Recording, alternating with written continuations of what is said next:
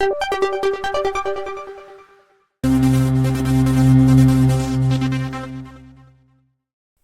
बच्चों, कैसे हो? उम्मीद करती हूँ कि आप बहुत अच्छे होंगे और आपकी ओलंपियाड एग्जाम की तैयारी बहुत अच्छे से चल रही होगी। तो आज हम इस वीडियो में ओलंपियाड प्रश्न बैंक 2023-24 के प्रश्नों को हल करने वाले हैं, जो कि आपको 24-25 में भी काम आएंगे। और प्राथमिक स्तर हिंदी, गणित, पर्यावरण अध्ययन एवं अंग्रेजी के अंतर्गत हम यहाँ पर कक्षा 2 से लेके 5 तक के प्रश्नों को हल करने वाले हैं। लेकिन ये प्रश्न कक्षा 2 से लेके 8 तक आपके काम में आएंगे। अगर आप कक्षा 8 वाले, छठी 7 वाले भी बच्चे इसे देखते हैं तो ये भी आपके उपयोग की चीज़ें है, क्योंकि कुछ प्रश्न उनको भी इसमें से जरूर आते हैं।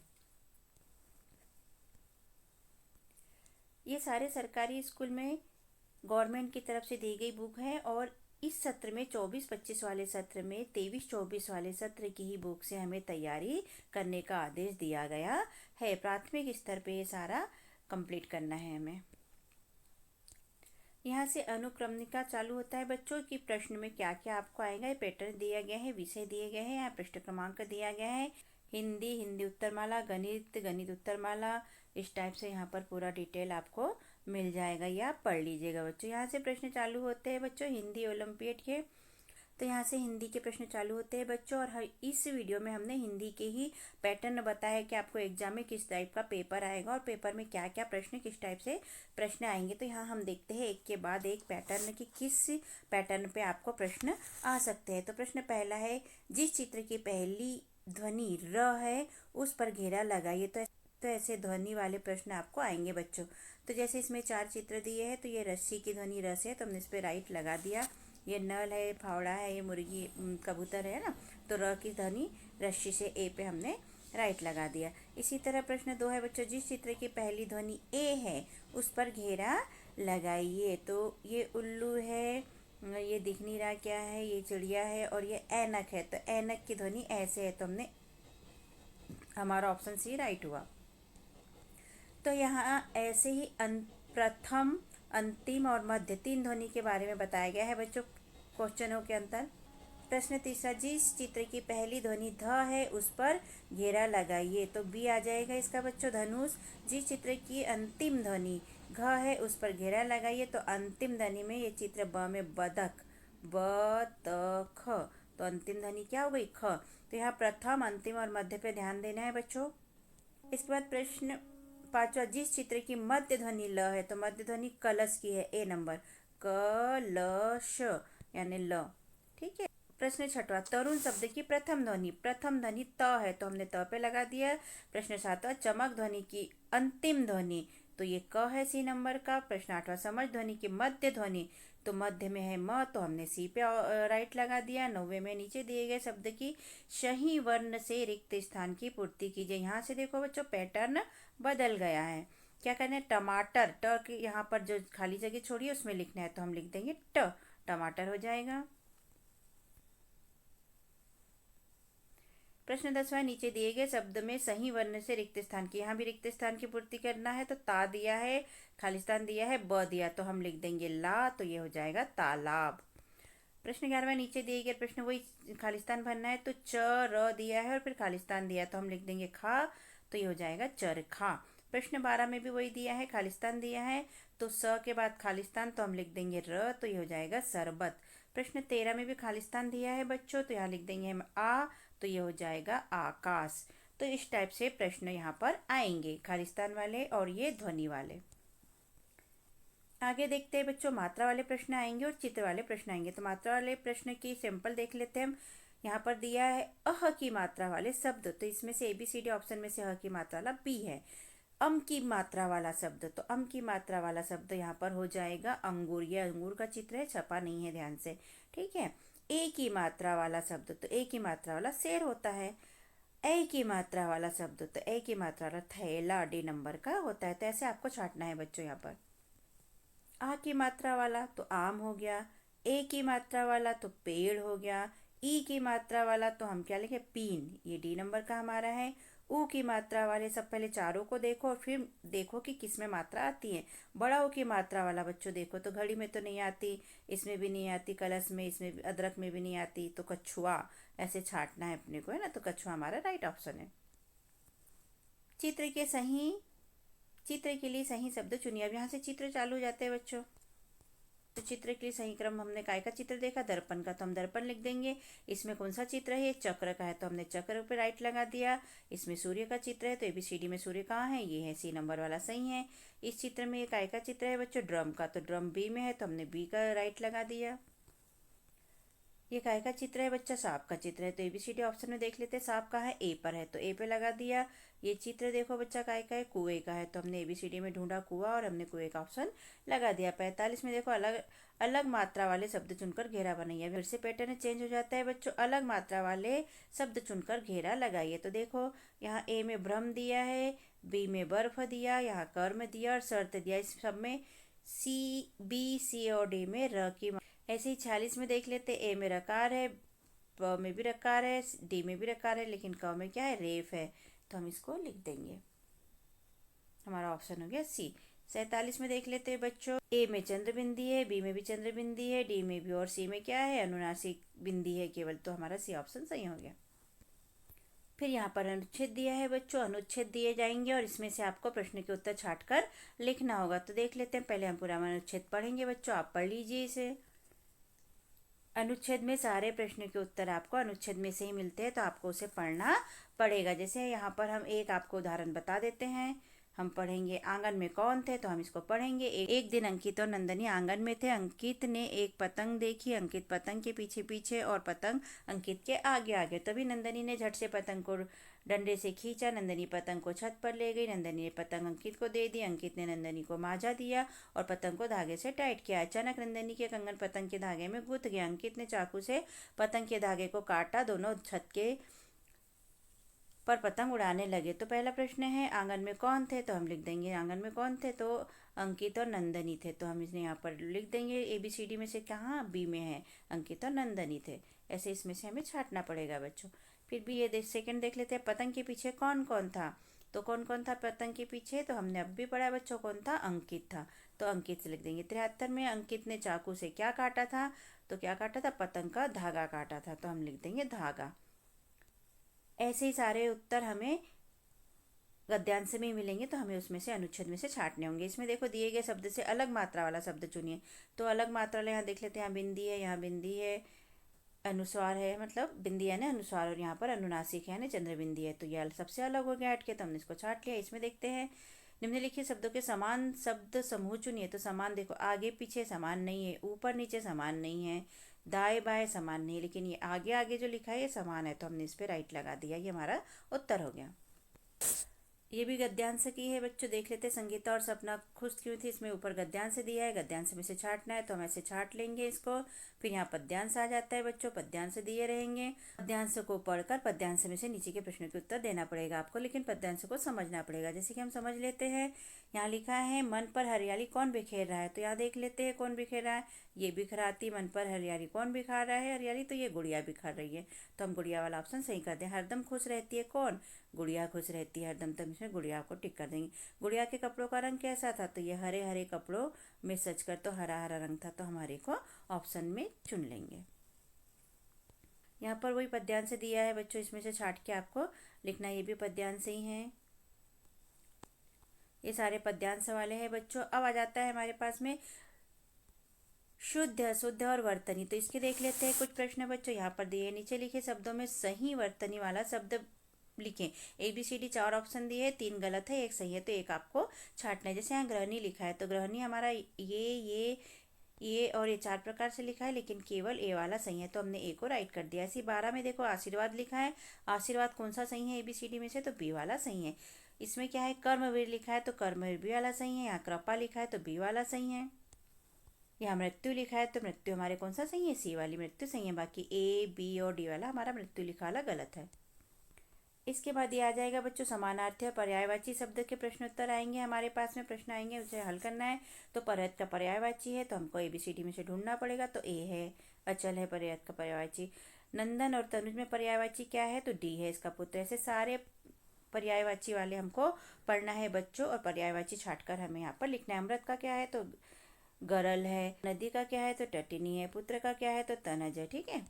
अब इसके बाद में बच्चों विलोम शब्द के ऊपर प्रश्न उत्तर आएंगे। विलोम देख लेते हैं। जनहित का विलोम क्या है, तो स्वहित है। सुधा का विलोम गरल है। आकाश का विलोम पाताल है। का विलोम परमार्थ है। तो ऐसे विलोम शब्द देख लेंगे। अब यहाँ विपरीत युग्म शब्द कौन सा है, ये थोड़ा हटके है बच्चों। सही विपरीत युग्म शब्द कौन सा है। युग्म यानी एक जैसा, तो विपरीत पूछा है, मतलब एक जैसा कौन सा नहीं है, तो ये पतले पतले एक जैसा है। चाय वाय भी एक जैसा है। दिन दुखी भी एक जैसा है। तो जड़ चेतन एक जैसा नहीं है। तो डी ऑप्शन हमारा हो जाएगा। निम्नलिखित में से किस विकल्प में पालतू शब्द का विलोम है। पालतू का विलोम ढूंढना है, तो पालतू का विलोम जंगली हो जाएगा। देखो एबीसीडी में कहाँ है जंगली, तो ये डी नंबर का हमारा सही हो गया। इसमें क्या पूछा है बच्चों, एक दूसरे के विपरीत या उल्टा अर्थ देने वाले शब्द लिखे। तो देने वाले शब्दों को क्या कहते हैं, पर्यायवाची कहते हैं, तत्सम कहते हैं, देशज कहते हैं, विलोम कहते हैं। तो विलोम कहते हैं। हमारा भी ऑप्शन सही हो गया बच्चों। इसके बाद संज्ञा का सब प्रश्न आ जाएंगे बच्चों संज्ञा के ऊपर से। तो यहाँ पर प्रश्न दिया है, बाजार में चांदी की चमक बढ़ती जा रही है। वाक्य में चांदी शब्द है, तो चांदी चांदी क्या है, संज्ञा है, सर्वनाम है, विशेषण है या अवयव है, तो ये संज्ञा है। तो हमने इस पर राइट कर दिया। भारत कृषि प्रधान देश है। इस वाक्य में भारत क्या है, तो भारत क्या है, व्यक्तिवाचक संज्ञा है। तो हमारा सी नंबर का सही हो गया।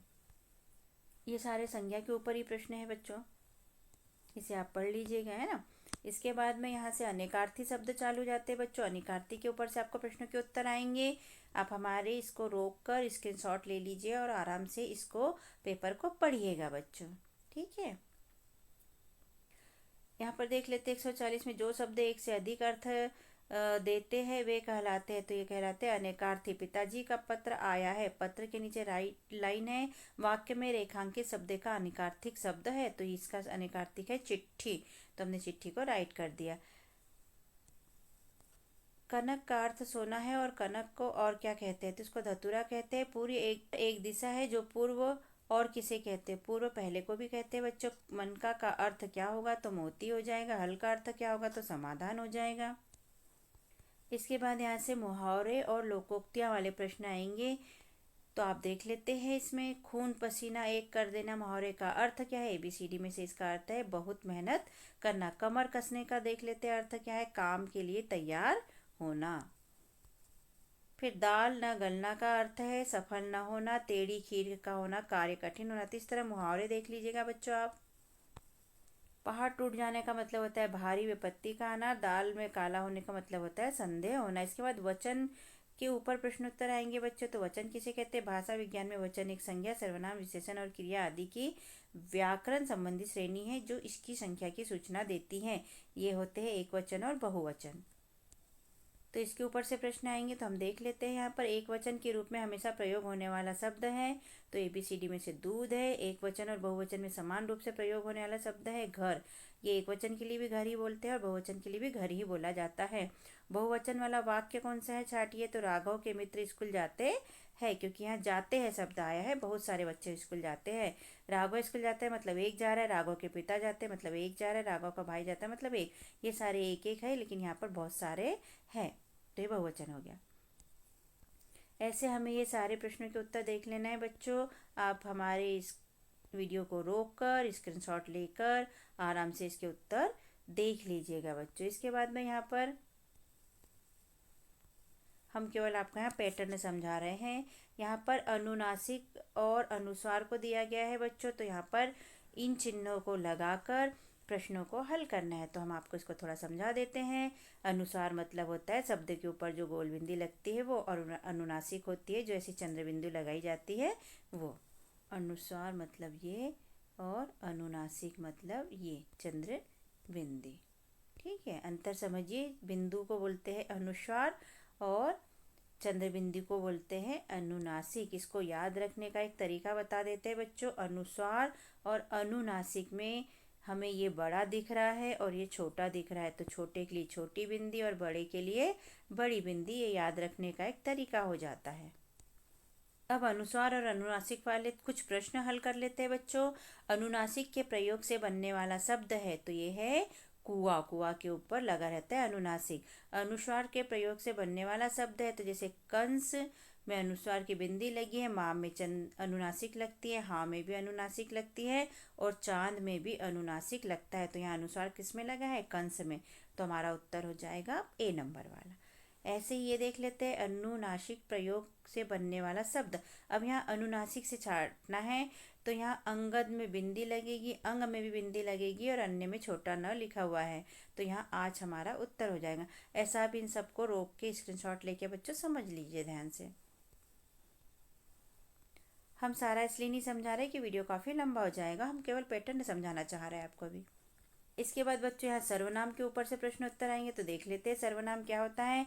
सर्वनाम की परिभाषा है संज्ञा शब्द के स्थान पर प्रयोग किए जाने वाले शब्द को सर्वनाम कहते हैं, जैसे वह, उनका, उन्हें, उनका आदि, है ना। तो देखते हैं प्रश्न क्या दिए हैं। एक दो प्रश्न हम समझा देते हैं, फिर आप स्क्रीनशॉट लेके या रोक कर हमारे वीडियो को देख लीजिएगा। उसमें धैर्य नहीं है, वाक्य में उसमें शब्द है, क्या है, कारक है, संज्ञा है, विशेषण है या सर्वनाम है, तो ये सर्वनाम है।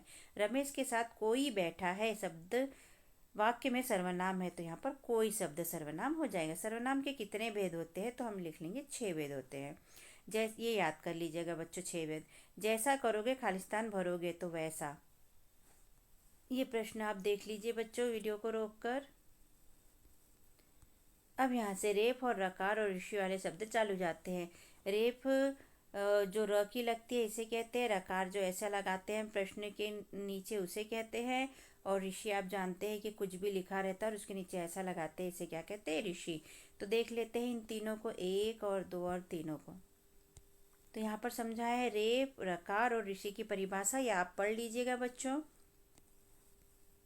यहाँ पर हम एक दो प्रश्न देख लेते हैं। र का रूप नहीं है, तो क्या नहीं है, ऋषि वाला र का रूप नहीं है। बाकी ये जो ए में दिया है ऐसा वाला ये है, ऐसा जो लगता है प्रश्न के नीचे वो भी है, और ऊपर जो लगता है ये भी र का रूप है, लेकिन ये ऋषि वाला र का रूप नहीं है। ग्रह शब्द में र का रूप है, कौन सा लगा है इसमें, ऐसा लगा है, तो ये है स्वर सहित। क्या है ये, स्वर सहित। र का रूप चिन्ह का प्रयोग होता है, ये वाला भी र का रूप है बेटा, तो ये ट वर्ण के कुल वर्णों के लिए ये वाला र का रूप प्रयोग होता है। ठीक है, मतलब कि ट्रक लिखेंगे तो हम ट्रक कैसा लिखते हैं, ऐसा, और प्र लिखेंगे तो प्र कैसा लिखते हैं, ऐसा, प वर्ण में ये लगाते हैं, तो दोनों में अंतर है, जबकि ये र के लिए ही उपयोग होता है। ये पढ़ लीजिएगा बच्चों आप। यहाँ वर्ण विच्छेद के अंतर्गत ऐसे प्रश्न आएंगे जिनको वर्ण विच्छेद करना है। तो यहाँ प्रश्न देख लेते हैं। शब्द की रचना को समझने के लिए शब्द के वर्णों को अलग अलग करके दिखाने की प्रक्रिया ही वर्ण विच्छेद कहलाती है। तो यहाँ दिया है हिंदी वर्णमाला में कुल वर्ण है, तो यहाँ पर आप याद कर लीजिए 52। श वर्ण है संयुक्ताक्षर, ए वर्ण है संयुक्त स्वर, ये याद कर लीजिएगा बच्चों आप। हिंदी वर्णमाला में कुल स्वर है 11। शिक्षक शब्द में संयुक्ताक्षर कौन सा है, छ है। इनमें से किस शब्द में ऋषि स्वर का प्रयोग किया गया है, तो पृथ्वी में किया गया है, ऐसा लगा है ना प के नीचे वो। इसके बाद में अंतिम ध्वनि इसकी क्या है, 5वां, तो य है। हिंदी वर्णमाला में व्यंजनों की कुल संख्या है तो 41 है। मूल स्वर कितने होते हैं, तो 4 होते हैं। ये सब आप देख लीजिए। इसके बाद क्रिया, क्रिया विशेषण के ऊपर से प्रश्न आएंगे बच्चों। तो यहाँ पर एक दो प्रश्न हम देख लेते हैं। क्रिया की परिभाषा देख लीजिए, आप पढ़िएगा। जैसे पूछा है गायिका हंसती है, वाक्य में हंसती शब्द क्या है, तो हंसती शब्द क्या हो गई, क्रिया। जो किया जाता है वो क्रिया कहलाता है। मोहन ने कंप्यूटर खरीदा, वाक्य में क्रिया है तो खरीदा, खरीदा एक क्रिया है, करना हुआ तो वो क्रिया हो गई। इस तरह क्रिया के ऊपर से प्रश्न उत्तर आ जाएंगे बच्चों, इनको पढ़िएगा आप। इसके बाद विराम चिन्ह को लेके प्रश्न आएंगे बच्चों, तो देख लेते हैं एक दो इसे। विराम चिन्ह आप जानते हैं, अल्प विराम, पूर्ण विराम, प्रश्नवाचक, के सारे आप पढ़ लेना इसे रोक कर, है ना। शोक, घृणा, आश्चर्य आदि भावों में विराम चिन्ह का प्रयोग होता है। तो विस्मय सूचक, विस्मय सूचक चिन्ह मतलब जहाँ पर ओह आह निकलता है तो विस्मय सूचक चिन्ह बच्चों ऐसा होता है। ठीक है। अर्ध विराम का चिन्ह है, तो अर्ध विराम का चिन्ह ये सी नंबर का है बच्चों, एक बिंदी और ये नीचे ऐसी बिंदी। पुनरुक्त शब्दों या पदों को जोड़ने के लिए लगाया जाता है योजक चिन्ह, जो बीच में लगता है ना बच्चों उसको बोलते हैं योजक चिन्ह। और दो शब्दों को जोड़ने के लिए लगाया जाता है, जैसे कि सुख लिखेंगे तो लगा देंगे योजक चिन्ह और यहाँ लिख देंगे दुख। प्रश्न करने वाले वाक्यों के अंत में चिन्ह लगाया जाता है तो प्रश्नवाचक चिन्ह लगाया जाता है। इस टाइप से विराम चिन्हों के बारे में यहाँ प्रश्न आएंगे बच्चों। अब यहाँ विशेषण और विशेष्य को लेके प्रश्न आएंगे बच्चों। इसकी परिभाषा पढ़ लीजिए, इसके प्रश्नों को पढ़ लीजिए।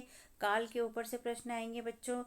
काल कितने प्रकार के होते हैं, इसके सारे प्रश्न आएंगे। यहाँ पढ़ लेते हैं हम काल क्या है। वह ने मकान बेचा, यह वाक्य किस काल का है। हमने 3 काल होते हैं बच्चों, वर्तमान, भूतकाल और भविष्यकाल। तो बेचा ये भूतकाल का हो गया। जब वाक्य में क्रिया समाप्त हो चुकी होती है तो उसे भूतकाल कहते हैं। तो यहाँ ये भी हो गया। 1 घंटे बाद मैं खेलने जाऊंगा, मतलब जाने वाला है, तो भविष्य की बात है, इसलिए भविष्य काल हो गया। यहाँ वर्तमान काल में वाक्य के अंत में कौन सा शब्द आएगा, तो रहा है। जो तुरंत किया जाता है उसे वर्तमान काल कहते हैं। तो ऐसा ही सारा तो ये पढ़ लीजिएगा बच्चों आप काल के बारे में। विशेषण विशेष्य के बारे में देखो। विशेषण जो विशेषता बतलाता है उसे विशेषण कहते हैं, संज्ञा की और सर्वनाम की। तो यहाँ देख लेते हैं। खट्टा, मीठा, कड़वा, तीखा, ये शब्द उदाहरण है, ये विशेषण के उदाहरण। जहाँ ऐसे शब्द आते हैं वो विशेषण होते हैं। संज्ञा और सर्वनाम की विशेषता बताने वाले को क्या कहते हैं, क्रिया विशेषण कहते हैं। मैं गर्म दूध पीता हूँ, इसमें वाक्य में विशेषण है, तो क्या है, गर्म। दूध कैसा है, तो गर्म है। तो ऐसे विशेषण के ऊपर प्रश्न आ जाएंगे बच्चों। यहाँ पर वाक्यांश के लिए एक शब्द, इसके ऊपर भी प्रश्न आएंगे बच्चों। तो वाक्यांश के ऊपर एक शब्द का मतलब होता है कि समझा देते हैं चलो आपको नीचे हम। जो आकार रहित हो, जिसका आकार नहीं हो, उसे क्या कहते हैं, तो उसे कहते हैं निराकार। अगम शब्द के लिए वाक्यांश नहीं है, जहाँ सरलता से पहुंचा जा सके। अल्पज्ञ शब्द के लिए वाक्यांश है, जो बहुत थोड़ा जानता है उसे क्या बोलते हैं, तो उसे अल्पज्ञ बोलते हैं। अनुसरण शब्द के लिए वाक्यांश है। अनुसरण किसे बोलते हैं, पीछे पीछे चलने वाले को अनुसरण कहते हैं। तो ये 2 प्रकार से आपको आ सकता है। अनुसरण शब्द के लिए वाक्यांश से पूछेंगे तो आप पीछे पीछे चलने वाला लिख देंगे, या इसको बदल के बोल देंगे कि पीछे पीछे चलने वाला का अल्प क्या है शब्द, तो हम लिख देंगे अनुसरण, ABCD में से छाट के। ऐसे 2 रूप में ये आ सकता है। तो आप इन सारे प्रश्नों को पढ़ लीजिएगा बच्चों। हमने अपने चैनल पर कक्षा चौथी के अंकुर अभ्यास पुस्तिका के सभी विषय के वीडियो बनाकर अपलोड किए हैं, जो आप हमारे चैनल पे जाके सब्सक्राइब करके देख सकते हैं। और कक्षा 5वीं की भी सारे विषय की A ग्रेड अभ्यास पुस्तिका के प्रश्नों को हमने हल करके यहाँ पर अपने चैनल पे अपलोड किए हैं, जिन्हें आप बच्चों चैनल पे सब्सक्राइब करके देख सकते हैं। तो आप हमारे चैनल को सब्सक्राइब कीजिए बच्चों, और वीडियो को लाइक कीजिए, शेयर कीजिए, जिससे कि हमें मोटिवेशन मिलते रहे और हम और वीडियो अपलोड कर सके। ओके। यहाँ लिंग वाले प्रश्न दिए हैं बच्चों। लिंग मतलब स्त्रीलिंग और पुल्लिंग, है ना। तो यहाँ देख लेते हैं 1-2 लिंग की दृष्टि से। दही शब्द है, ये पुल्लिंग है।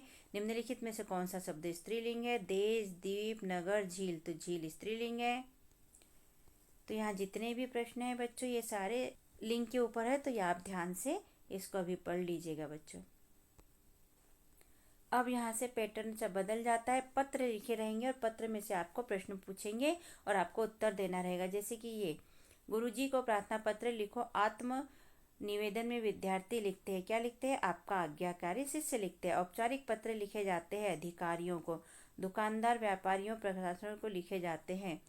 कौन सा पत्र लिखे जाते हैं इनसे, तो व्यावसायिक पत्र। ये सारा भी आप ध्यान से पढ़ लीजिएगा बच्चों।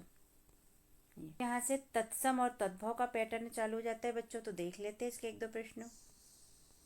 पहले तो आप इनकी परिभाषा पढ़ना, जिससे कि आपको समझ में आए कि कौन से प्रश्न किसे क्या कहते हैं, क्योंकि इसी के अनुसार आपको प्रश्नों के उत्तर यहाँ पर नीचे देना पड़ेगा। अब इसके ऊपर से थोड़े प्रश्न देख लेते हैं। घड़ा शब्द है, कौन सा है, तत्सम है, तद्भव है, आगवत है, देशज है, तो ये है देशज। पत्र का अर्थ है, तो यहाँ पत्ता। वकील शब्द है, तत्सम, देशज, तद्भव और विदेशज। तो ये आपको समझ में तब आएगा जब आप परिभाषा पढ़ेंगे बच्चों। तो पहले परिभाषा पढ़िए और बाद में इन प्रश्नों को ध्यानपूर्वक देखिए और पढ़िए। परिभाषा के बाद में इनको आप हल करना बच्चों। मैं शॉर्टकट में बता रही हूँ आपको, धीरे जल्दी ख़त्म करने के लिए एक पैटर्न तौर पे। इसके बाद यहाँ से प्रत्यय और उपसर्ग के ऊपर प्रश्नों के उत्तर आपको आएंगे बच्चों। तो यहाँ प्रत्यय और उपसर्ग की आप ये परिभाषा पढ़ लीजिए बच्चों। यहाँ प्रत्यय की परिभाषा दी है तो पढ़िए, फिर यहाँ प्रत्यय के ऊपर से प्रश्नों को हल कीजिए। प्रत्यय क्या है, जो शब्द के आगे लगता है वो प्रत्यय कहलाता है। निम्नलिखित में से किस शब्द की नी प्रत्यय नहीं है, तो यहाँ पर शेरनी में भी नी लगा है, यहाँ मोरनी में नी लगा है, यहाँ कोटनी में नी लगा है, लेकिन नौकरानी, यहाँ नौकरानी में नी तो लगा है बच्चों, लेकिन नौकरा कोई शब्द नहीं होता, ये पूरा का पूरा एक शब्द है, इसलिए इसमें ये नी प्रत्यय नहीं है, तो हमारा हो जाएगा सी वाला। ऐसा ये सारे पढ़ लीजिए बच्चों ध्यान से, इसे रोक रोक कर। अब यहाँ उपसर्ग देते बच्चों, तो यहाँ उपसर्ग की आप परिभाषा पढ़िएगा। जो शुरू में लगता है उसे उपसर्ग कहते हैं। उपसर्ग का प्रयोग होता है मूल शब्द के पहले। इनमें से उपसर्ग युक्त शब्द हैं विलग, विशेष, विनय, विषय, तो यहाँ विनय है। ऐसे सारे प्रश्नों को आप पढ़ लीजिएगा बच्चों जी। ये सारे उपसर्ग वाले हैं बच्चों प्रश्न, तो इन्हें आप ध्यान से पढ़ लेना। फिर उसके अनुच्छेद चालू हो जाता है बच्चों, यहाँ अनुच्छेद दिया रहेगा और उसके बाद अनुच्छेद के हिसाब से हमें प्रश्नों के उत्तर देना पड़ेगा। जैसे यहाँ प्रश्न पूछा है आज कौन सा त्यौहार है, तो यहाँ रक्षाबंधन के बारे में बात की गई है, तो हमने रक्षाबंधन पर टिक लगा दिया। प्रश्न दूसरा है आशी ने क्या पहना है, तो ढूंढो इसमें क्या पहना है। आज रक्षाबंधन है, भाई बहन के प्यार का त्यौहार है। आशी बहुत खुश है, वह आज भाई को राखी बांधेगी। उसने लाल घाघरा चुनरी और चूड़ियाँ पहनी है, तो क्या पहना है उसने, लाल घाघरा चुनरी और चुनरी। तो हम ढूंढ लेते हैं क्या लिखा है। सलवार सूट नहीं, फ्रॉक नहीं, साड़ी नहीं, घाघरा चुनरी हमारा ऑप्शन सही है।